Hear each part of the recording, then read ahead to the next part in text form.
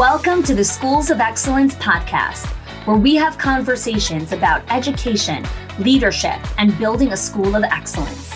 The goal on this show is to bring you clarity, up-level your mindset, and give you practical strategies and inspiration so you can show up with confidence and trust your decision-making. I'm Chani Wolshansky. I'm a mom of 4 under 10, a former New Yorker, and been in the early childhood field my entire life. And I'm so grateful that you've joined me for this conversation. Hello there, and welcome back to another episode of the Schools of Excellence podcast.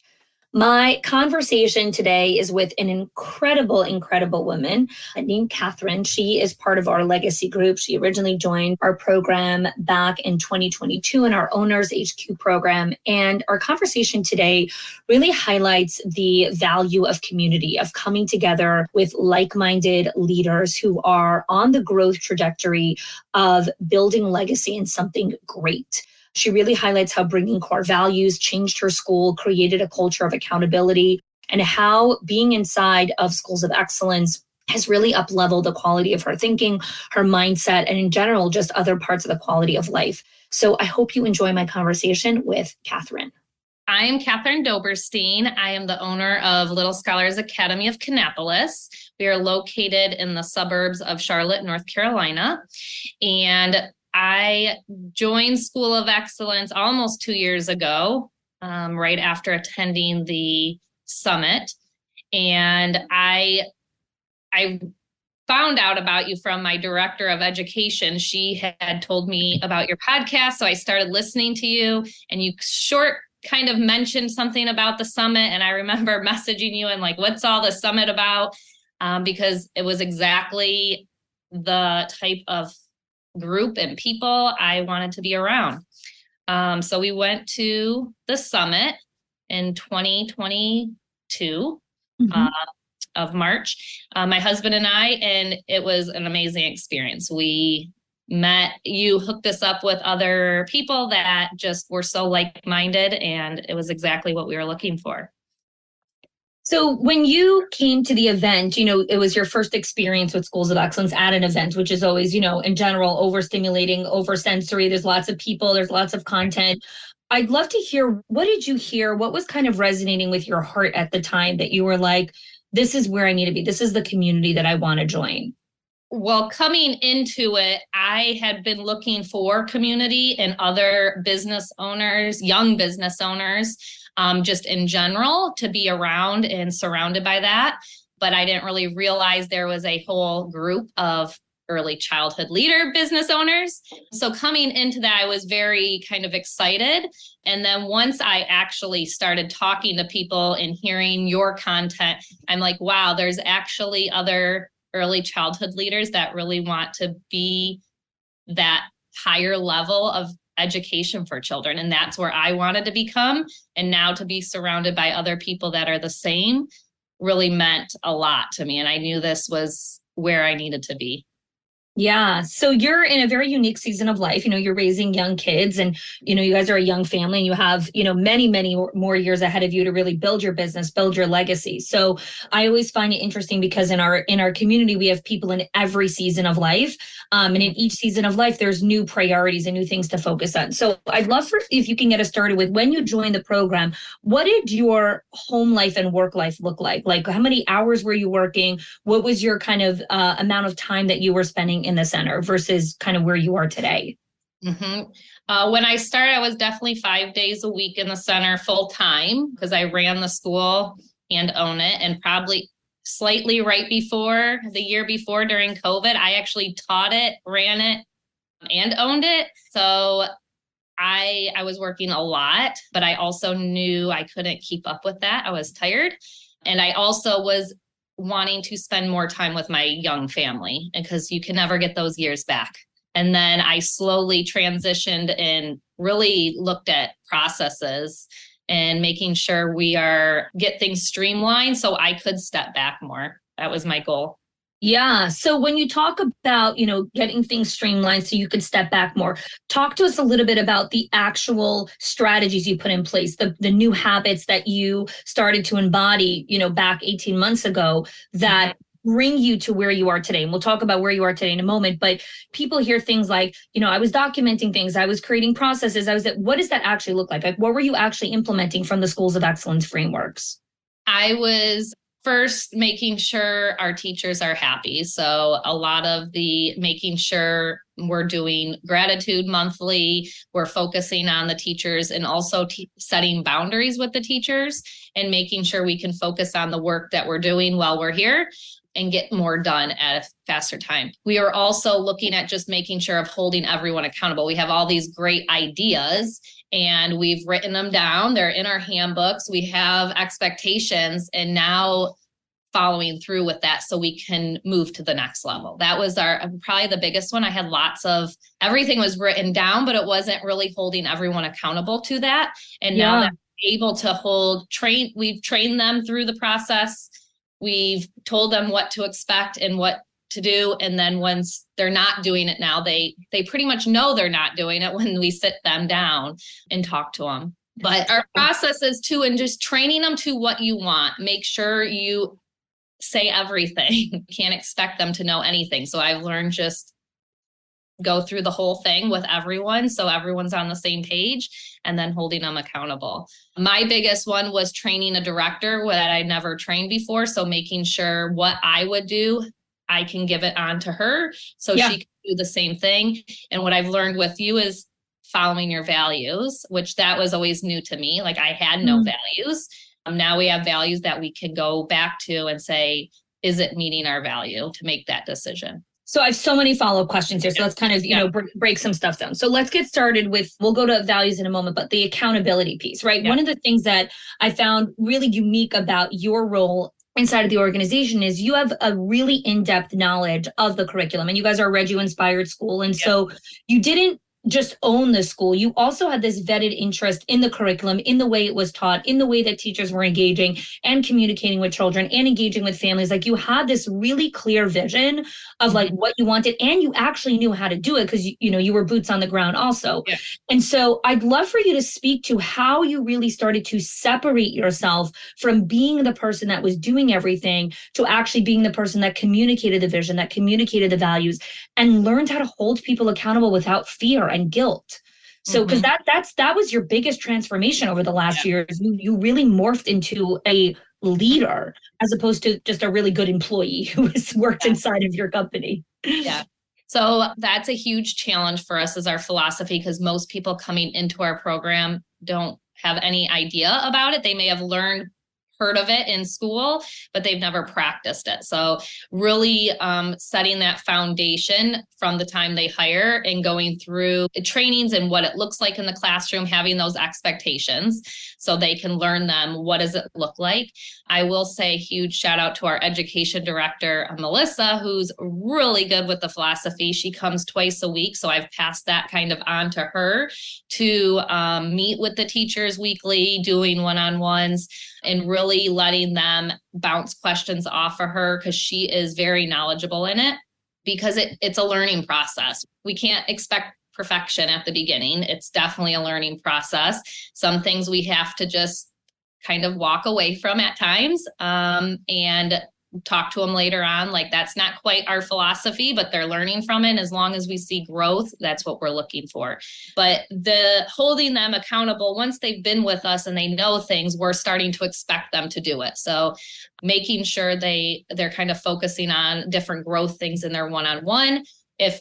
How are we going to meet this? How are we going to do it? Next one-on-one, are you kind of streamlining this now into your classroom? So really just making sure holding them accountable. Yeah, that's been a huge shift. So let's talk about values for a second, because, again, in Schools of Excellence, we talk a lot about values. We talk a lot about understanding how to not only communicate values, but really create standards and processes and accountability infrastructure all surround the company values. So when you first learned about this concept, I'd love to hear, was there any resistance towards it? And how did you really go about the process of choosing what you really wanted your company values to look like and what you were ready to, fight for, essentially? Yeah, I think I never really had values, but deep down, I did have values. Yes. I just Yes. didn't know how to articulate them to others. Mm. So when I really sat down and thought about it, I had a lot of strong opinions and things that it's this way or no way kind of thing. They're just very strong to me. And that's what I pulled to become our values. So some were related to our philosophy of the Reggio philosophy. Some are just what's important to me as a school community. So our first one's the children. Our children come first in our philosophy as well as in our program. Communication is very important to me. How we communicate to parents. The parents are paying to have their children in a program with strangers, in my opinion. So we need to communicate and be as so open as we can in understanding with them, because to me, it's just, if I were the parent, I would want to know what's going on in my school without having a live video stream going on. Yeah, because that's not the answer. That doesn't tell you a story. Exactly. Like a live video stream isn't communication. It's not giving you context to the whole picture. Right. So thank you for a lot of parents think that's what they want. But then realizing that's not really what they want. They want a teacher who cares. They want a teacher who, when they reach out to them, they respond to them in a timely manner. They want a teacher who works together, even on stuff that is difficult and hard, because we are a team. Which then brings us to one of our other values is community. We are a community. So we're here to work together. It's not just a one side. We're all here together. It's a triangle, the children, the teachers, and the parents. Yeah. And then our other value is environment. I am a very clean person, but also our environment has to be a very organized environment for it to function. Yeah. So because we are third value is environment, we really focus on our environment. When we have licensing and sanitation come out, it's a breeze. It's a no-brainer. I'm not worried about it. They're not worried about it because it's a priority to us. And then it makes that other stressor of higher ups coming in to visit, it's not as scary to them anymore. Yeah. Our last value is passion, which I had a hard time with that. I wanted something that was more for the teachers. And I feel like you can't really teach the passion. You either have the passion or you don't. And so I say sometimes passion changes over time, depending on the season of your life. But if you don't have the passion, you really can't do all the other ones. Yeah. Yeah. I love that. When we choose our values, and I love the way that you were just so intentional about how it felt for you and what it means for you, because again, your school is not just about the company that you're building or about, just it's the generational legacy and the impact that a big part of just why we're on this world. Like everyone has a mission of what they're going to do here, and you're doing it through this school and you're living your values through the school, which is just such a beautiful way to choose to show up every single morning. So let's shift for a second here to kind of just your experience inside of the program. I would love to hear, so many people say they want community. So many people say they want friends. They want to be connected to other people. But then the moment they get into the community, they hide. They don't reach out. They don't connect with other people because it's scary to make new friends when we're older. And we're not even so old. We're in our 30s, but we're not 5. So, hanging out with a friend is very different. So I would love to hear, how did you push yourself to connect with other people, and what has the value been in building those relationships? I really craved this and I'm a super shy person until I get to know you. So going into our first summit, before I even was part of the program, our goal was to connect with 1 or 2 other people and really form that relationship. You helped facilitate part of it, which was awesome. And I still in great communication with them. And then I have over time, I find it is harder online to connect with people, but I do connect, bounce questions off of, and talk with others. But when we really have the Zoom calls and where we're actually talking physically, or when we're at the masterminds or the summits and you're physically there, even you start making those connections more. And I feel like you just kind of you gravitate to certain people. Sure. You're kind of on just in any relationship, in any community, and just trying to keep that connection together. reaching out to them, seeing how they're doing, or you see them post. I get excited when I'm on calls now and see certain people are on or are coming to the mastermind because I have formed those relationships over the year. Is it still hard as an adult? Yes, because it's another community you have to keep in contact with, but they're the community I need. I felt alone before coming into it, where now I don't only have to bounce off the ideas from my husband, who's not even in the industry, but I can bounce it off of other people that I can talk to and feel safe. Which leads me to another one is I feel the community is a very safe place to talk to you, even if you're not doing great. Like I've had a huge financial issue going on and I felt safe enough to share it with everyone. And I had people from your group help me out of it or just be there to talk with and know that we all go through hard things. We all come up from it. So I feel like it's also a very safe place to talk about anything, really. And I think the piece here is whatever we put into something will get out, and you intentionally invest time and energy into the community. And so when you did have those moments where you were going through something, a financial struggle, like the community rallies around us. And sometimes we have this notion in our mind where like, no one wants to hear about my struggles or no one wants to hear about my challenges. Everyone's got their own stuff to deal with. No one really has time to help me. And that is so false. It is not true. People do want to lift each other up. People do want to be there. We have to be vulnerable enough to actually say, hey, I actually do need help. We actually do need to do life together. So thank you for sharing that. So when you think about your journey over the last, almost 2 years, what were some of your unexpected surprises? You were like, wow, I didn't think that this would be, something that I would appreciate or something that I would enjoy, or I didn't realize this would, impact my parenting or my marriage or my relationships with other people. I find that Schools of Excellence is really this holistic approach to leadership, and it really does impact other parts of our life. So I'm curious where it impacted for you. I would say it definitely impacted family life because I went 5 days of actually doing the grinding to 2 days a week and focusing more on the future, as well as my family. So I still have, my youngest is 3. So now being able to spend a lot more time with her during these younger years. So I guess that was a huge surprise that I'm able to step away enough and let the directors make those decisions without me being there 5 days a week. So that was a huge surprise because I don't know if I would have said 2 years ago that I would only be working 2 days a week now, looking forward. But now I'm able to look more at the future and what the business is going to hold. So again, someone hears that going from 5 days a week to 2 days a week, that doesn't happen overnight. There's a process. And it's not just about the systems documentation. It's the mindset of who you're becoming. And I'd like you to speak to that because we can give you anyone the best templates in the world, but you have to be the person that not only takes the action, you have to become that person that wants to actually, work 2 days a week and, inside of the center. So talk to us a little bit about how you've seen your mindset and the way that you think through problems shift over the last couple months. I would say I don't react as fast. I let it simmer. So I let it go. I'm not so reactive anymore. I let things sit and I think about it because a lot of things can be handled if you don't react right away. So right there is a time saving. Also, I find when I have uninterrupted time, it makes getting work done way easier. So some of the systems that you have, time blocking and things, have really helped me over the time.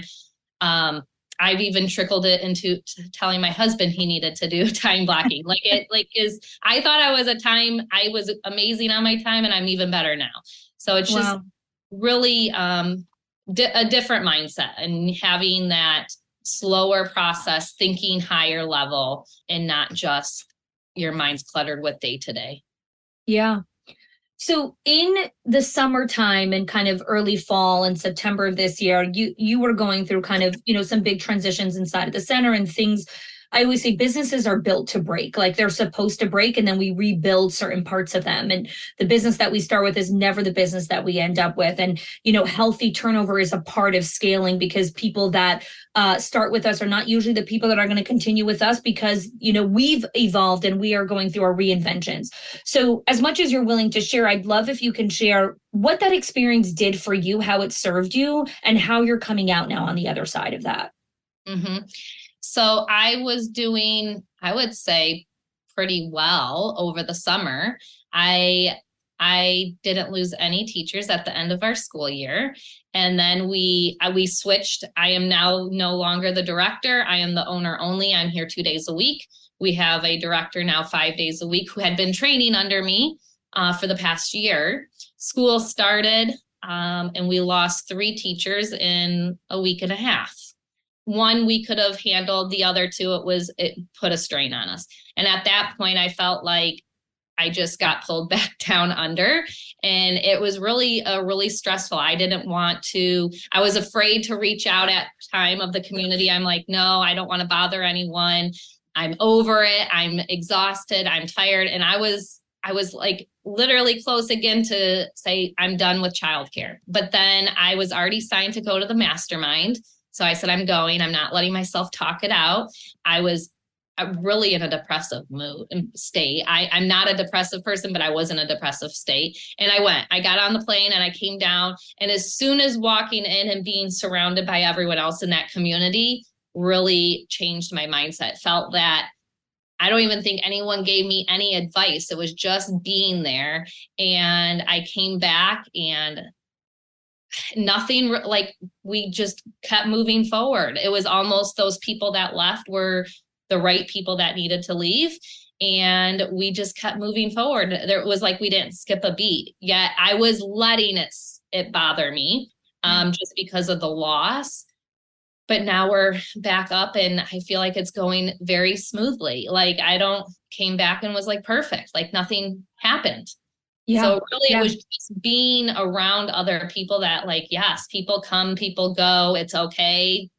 And everything was okay.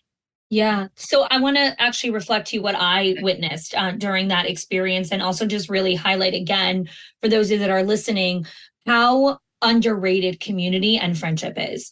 When you were surrounded by the woman and you were, doing the morning meditation, having conversation and, we were hanging out in the pool together. We were doing all these different activities together. I watched, and it wasn't just you, it was multiple people that your vibration changed. Your entire aura just became more open and more open. It was like, oh, here's the Catherine that I know. Right. And so being surrounded by other people who deeply care about you and want to see you win is what we need to consistently surround ourselves with. And again, like you were saying, it wasn't like anyone was giving you advice or preaching to you or anything. It was that collective space is what puts us in a higher state of being. And so we're able to look at challenges from a different perspective. And so again, like I say this all the time, like people talk about how they want community, but then they're not actually extracting what community can actually do for your quality of life. Mm-hmm. Yes. Yeah, definitely. Okay, so let's go to some of your bigger goals that you have for the organization. Now that you are 2 days a week in the center, you're really looking at big picture vision. Paint us a picture of like what you're able to start looking at for the future now that you're not, worried about attendance and, who's calling in sick today. We want to expand. I have a random number of 5. I've always wanted more multiple schools in the area that I can oversee and just give more opportunities for children to be at these types of schools. We're surrounded by franchises of the cookie cutter schools, and I want to give families another option. So that's always been a goal for me. So now my goal is to start expanding the business and then oversee all those schools. Yeah, I love that. So When someone's thinking about joining the program, whether they're joining owners or directors, I always find there's hesitation in the beginning, and not so much from a financial side, but a lot of hesitation of like, is this going to work for me? What if this? What if that? There's all these like, but I'm different, but my school is different. We kind of excuse our way through all of these things. And so I'd love for you to speak to when someone's thinking about joining, what would you tell them? If you are thinking, then it's probably the right thing to do. I like that. Yeah, because it's on your mindset. So it's most likely the best thing to do. But it depends on what you're looking for. If you want to grow and learn and change, it's a way of growing myself. I feel like leaders and owners and directors, there's not much for you out there. And this is a totally different mindset program, really. I would say one of hesitation that I thought like it was going to be a lot of work on my side, because like at the beginning of all the trainings you can do in the portals and stuff, I'm like, I don't know if I have any time for this because I'm already busy and doing 100 million things, but I did it at my own pace. I set a block of time each week to work on it. Did I hit it every week? No, but I got through it, and just doing a portion of it, things started to change and you had more and more time and you got more and more out of the calls. There was times that I didn't show up to the calls, and then other times I do show up to the calls. So you do go through ups and downs of being different seasons of your school, and it's okay not to be there. I don't ever feel shamed that I'm there, but I always feel people are always happy when I do show up. So I think if you think it's a time constraint on you that you don't have time, I would say block off just an hour a week at first even, and slowly build it up. But I think it's still, if you are ready to change and grow, then I think it's a game changer, really. I love that. I love that. Catherine, it has been such a joy to just be part of your journey. And I love having someone that's in a similar season of life than me also. So that's been fun to kind of walk alongside you in that way. So thanks for joining us here, and thanks for sharing your story. Yeah, thank you. Thanks so much for listening to our conversation today. And here is a question I have for you. If you enjoyed today's conversation and you saw parts of yourself in what Catherine was sharing, and most importantly, if you're listening to it and you're like, I want community, I want to be surrounded by other people that when I walk into a room, I can already feel better. I want to have a space where I feel safe enough to bring up any topic of conversation that is going on. I want to be able to really create company values that not only are words that sit on a wall, but we actually live and breathe by them, and we create standards around them, and we create a culture of accountability and community and collaboration inside of our organization. Then I invite you to fill out an application. The link is in the show notes. We'll jump on a right fit call. We'll see if you're a right fit. But again, like Catherine shared, if you're thinking about joining, it's probably a good idea for us to get on a call and see if this is a good fit. So thanks so much for joining, and hope to connect with you soon.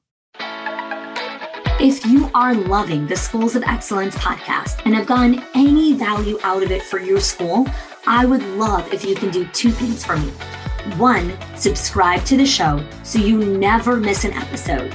And two, can you please leave us a review? Reviews help other school leaders know that this is the place to learn how to build a school of excellence.